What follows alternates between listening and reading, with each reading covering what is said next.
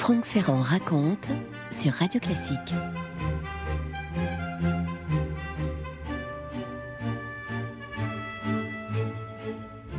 L'Empire byzantin, dit comme ça, c'est grandiose, ça évoque toutes sortes d'images, sauf que si vous prenez une carte de l'Europe au milieu du XVe siècle et que vous cherchez l'Empire byzantin, vous allez avoir du mal à le trouver, puisqu'il n'est même plus assez grand pour figurer sur une carte. Ça fait des siècles qu'il se réduit comme peau de chagrin. Sur la carte, vous ne verrez plus que la capitale. Alors là, oui, elle existe encore, c'est Constantinople, créée par Constantin, bien entendu. Au milieu du XVe siècle, disons les choses, l'Empire byzantin se réduit à sa seule capitale. Et pourtant, celui qu'on nomme aussi Empire romain d'Orient a traversé les siècles bien plus que son voisin, parce qu'il ne faut pas oublier que l'Empire romain d'Occident, lui, s'est effondré 1000 ans plus tôt, en 476. Constantinople avait été fondée, je vous le dis, par Constantin en 330. Les 50 000 habitants vivaient entourés par leurs fortes murailles réputées infranchissables, mais ils ne sont plus grand-chose. Vous imaginez, ils ont perdu tout leur territoire, toutes leurs îles, tout. L'empereur se nomme Constantin XI Paléologue. En 1453, ça fait 5 ans qu'il est à la tête de ce tout petit empire qui a été si grand autrefois, au carrefour de l'Orient et de l'Occident. Constantinople qui a toujours su se défendre de toutes les attaques grâce à ses invraisemblables murailles. Alors bien sûr, vu de l'Europe de l'Ouest, du côté de la cour de Charles VII, cette nouvelle Rome a perdu de son lustre, et depuis longtemps, ça fait 3 siècles qu'on n'en parle plus vraiment. Il y a eu ce grand schisme qui l'a séparé de l'Église d'Occident, qui elle obéit au pape, alors que l'Église d'Orient, celle de Constantinople, obéit à son patriarche. La chrétienté est donc maintenant divisée en deux. Constantinople a été pillée par les croisés, mais surtout les Vénitiens qui avaient amené les croisés en l'an 1204. Ça a été le sac, la mise à sac de Constantinople par des chrétiens déjà. Ça commençait mal. Et d'ailleurs, c'est à ce moment-là que tout s'est mis à aller de travers. La ville a essuyé coup sur coup des épidémies de peste, des famines terribles. Bref, c'en était fini des beaux jours. Et puis, en ces temps de grâce 1453, Byzance s'est dit qu'elle pouvait peut-être survivre avec ses beaux restes. Elle est toujours un phare de la chrétienté. Regardez-la, à l'intérieur de ses murs, imaginez cet empilement de trésors incroyables accumulés au fil des siècles. Ça donne des places et des rues pavées de marbre, des architectures extraordinaires, des tours, des coupoles, des terrasses partout, des jardins suspendus, et puis ces basiliques à couper le souffle qui sont tapissées de mosaïques à fond d'or, avec des personnages qui se détachent sur l'or et qui donnent l'impression de venir vous scruter jusqu'au fond de l'âme. Sylvain Guggenheim vient de faire paraître aux éditions Perrin Constantinople 1453, voilà un titre bien clair, occasion d'étudier ce moment décisif de l'histoire de l'humanité. Voici ce qu'il nous dit sur l'état de Constantinople au seuil du siège. Pour de nombreux historiens, la prestigieuse deuxième Rome n'est plus au XVe siècle que l'ombre d'elle-même, une ville mélancolique et mourante, résume Stephen Rusinan. Les témoignages des voyageurs nourrissent ce sentiment de délabrement. Vers 1403, les tours et les forts postés aux environs de la capitale parurent en piteux état à l'ambassadeur castillan Clabiro, qui note que si la ville possède de grandes habitations, des églises et des monastères, une importante partie est en ruine. Un autre Espagnol, Pero Tafur, est frappé en 1437 par l'importance des zones inhabitées et la faible densité d'une population qu'on peut donc évaluer à 50 000 âmes, au mieux 70 000. Il y en avait 10 fois plus au XIIe siècle. Mais on peut objecter, à l'instar de Vincent Desroches, qu'à la même époque, Gênes n'est guère plus peuplée, et Rome moins encore. La peste noire a frappé l'Europe entière durant tout le siècle précédent. Les monuments les plus célèbres se sont ternis, et les traces de la dévastation de 1204 n'ont pas toutes été effacées. Certes, Sainte-Sophie a conservé sa majesté, mais l'ancien palais impérial et l'hippodrome sont à moitié en ruine. La cathédrale des Saints-Apôtres est en triste état. Les quartiers les plus prospères sont dorénavant ceux peuplés par les étrangers, Vénitiens, Génois, Florentins et Catalans, qui se pressent le long des deux rives de la Corne d'Or. Leur éclat atténue en partie l'aspect désolant que présentent les bâtiments antiques en ruine. Le malheur de Constantinople ne vient plus à cette heure-ci de l'Occident. Non, Pour voir d'où vient le danger, il faut maintenant se tourner vers l'Orient. Franck Ferrand sur Radio Classique. Dans la ville d'Andrinople, où c'est pas bien loin de là, il y a un jeune homme que toutes les merveilles de Constantinople empêchent de dormir. Il a 21 ans, cet insomniaque, et il a réussi, non sans mal il est vrai, à s'imposer comme le chef des Turcs ottomans, les Seldjoukides. Il est le sultan, il est le fils d'un guerrier qui déjà a mis la ville reine à genoux, et maintenant il règne sous le nom de Mehmed II, et un jour on l'appellera Mehmed le Conquérant. Alors il est jeune bien sûr, mais il a déjà toutes les qualités qui font un chef. Très volontaire pour pas dire autoritaire, persévérant, extrêmement rusé, en plus il est très beau, il sait parler aux troupes, il est capable de galvaniser les foules. Bref, pour les Byzantins, il n'était pas possible d'imaginer un ennemi plus dangereux. Nous sommes le 7 avril 1453, à perte de vue, la gigantesque armée turque avec toute l'intendance et même une partie de la population, parce que les soldats turcs se déplacent avec leurs épouses. Bref, une marée humaine se rapproche des murs de Constantinople. Ils font, tous ces gens-là, un bruit d'enfer parce que le sultan leur a ordonné de frapper sur des tambours pour impressionner l'adversaire. Ce qui veut dire que tout l'air vibre autour de cette armée qui ressemble à un océan en train de monter. Et soudain, les avant-gardes parviennent au sommet des dernières hauteurs qui sont là juste tout autour de Constantinople. On voit dans les lointains briller leurs armes. Ce sont des dizaines de milliers d'hommes qui retiennent leur souffle dans cet air doux et tiède, saturé d'odeurs de cannelle. Voyez les dômes dorés de Byzance qui scintillent au couchant, la ville lovée dans les hautes murailles de Théodose. La ville reine aimerait s'endormir, elle a le plus grand mal à le faire. Elle est là qui s'offre presque, elle est à prendre. Vous écoutez Radio Classique. Le Basileus, c'est là qui voit les troupes de l'ennemi se diriger vers sa ville. Le Basileus, c'est le roi des rois, c'est l'empereur Constantin XI. Il s'est préparé à ce siège, il a demandé des renforts aux Européens, il a tenté de monter une croisade contre les Ottomans, mais que voulez-vous ? Il n'a reçu que de maigres renforts. Il y a quelques créanciers génois et vénitiens qui se disent que ça peut valoir la peine de ne pas laisser tomber tout à fait Constantinople, mais bon...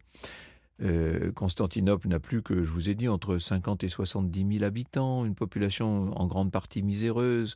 C'est vrai que les murailles sont toujours très impressionnantes, mais il n'y a plus beaucoup de monde pour les défendre maintenant. Lorsque Constantin aperçoit les premières troupes ottomanes, il ordonne la destruction des ponts qui franchissent les douves, il fait fermer bien sûr les portes de la ville, on se claque-mur, et dans le même temps, on place une longue chaîne entre Constantinople et le fort de Péra pour barrer la Corne d'Or, pour empêcher que les navires ennemis puissent remonter dans cet estuaire de deux fleuves qui permettent de contourner littéralement la ville par le nord. C'est le passage clé pour la sécurité de la ville. Si on arrive à entrer dans cette Corne d'Or, eh bien, il n'y a plus de Constantinople. Je cite de nouveau Sylvain Guggenheim. Après une semaine de bombardement, un premier assaut eut donc lieu la nuit du 18 avril, de part et d'autre de la porte Saint-Romain, secteur rudement éprouvé par les boulets. Les Turcs tentèrent d'escalader les murailles, de faire tomber les barricades de fortune placées sur les brèches.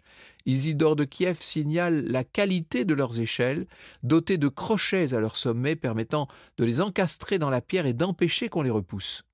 Au bout de 4 heures de lutte, ils renoncèrent, laissant des centaines de morts dont bon nombre furent étouffés par la masse des assaillants ou ensevelis dans les fossés sous la terre et le bois jetés par leurs compagnons.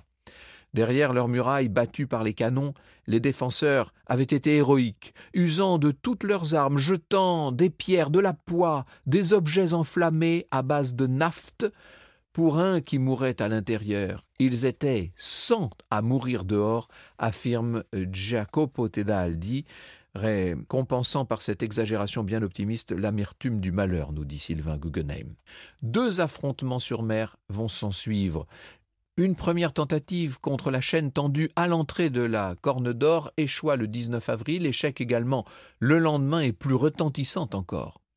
On doit à Posculo et Critoboulos les meilleures descriptions de cette bataille navale consécutive à l'arrivée des 3 nefs génoises en provenance de Chio et d'un navire impérial contre lequel Mehmed II lança sa flotte.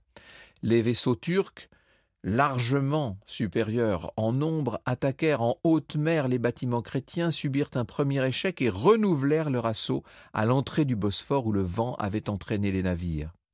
Afin de résister à l'encerclement, les chrétiens s'attachèrent les uns aux autres par des cordages et restèrent liés en mer comme 4 tours. C'est la formule des chroniqueurs.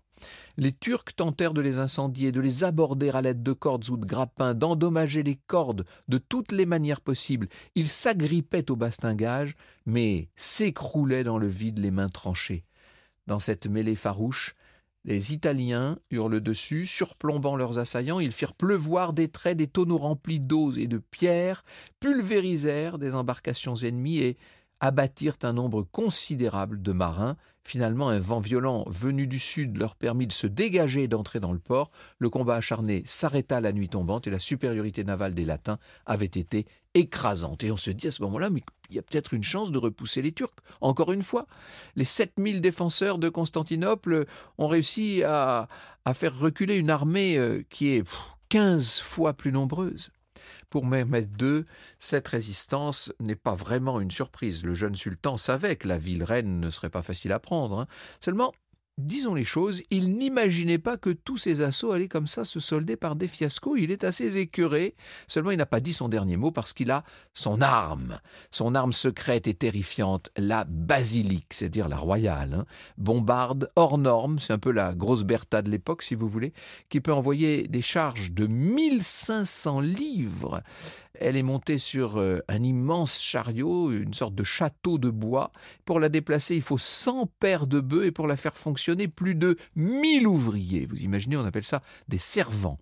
C'est dire si cette bombarde, jointe à une artillerie solide et à des troupes ultra motivées, peut faire la différence. Et du reste, après plusieurs jours d'activité de ce monstre, la muraille de Constantinople commence à se fissurer. Et ça va obliger les défenseurs à se replier sur un deuxième rempart qui double le premier à l'intérieur.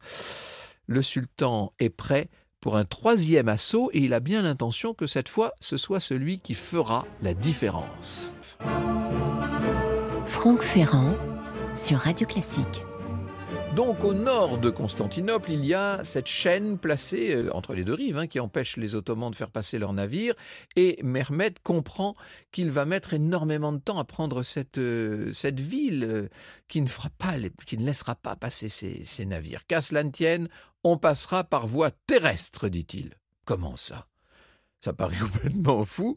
Eh bien oui, les Turcs vont construire une énorme glissière, un peu comme des rails de bois, si vous voulez, avec des rouleaux qui ont été assemblés et graissés. Et sur cette glissière, ils vont hisser tous leurs bateaux à force d'hommes, vous imaginez, et ils vont les faire glisser, ces bateaux. Et voilà comment, sous les regards hallucinés des défenseurs de la ville qui ne peuvent même pas y croire, tous les bâtiments légers de la flotte turque vont traverser en plein champ le territoire qui sépare la mer de Marmara du port naturel de la Corne d'Or. Incroyable, je dis bâtiments légers, oui, pour les distinguer des bâtiments lourds, mais c'est quand même extrêmement lourd à hisser sur les glissières, bien sûr. Un défi complètement dément, presque unique dans l'histoire. Et évidemment, quand les bateaux sont arrivés sur la partie élevée de la péninsule, eh bien là, ils glissent tout seuls vers la mer en contrebas.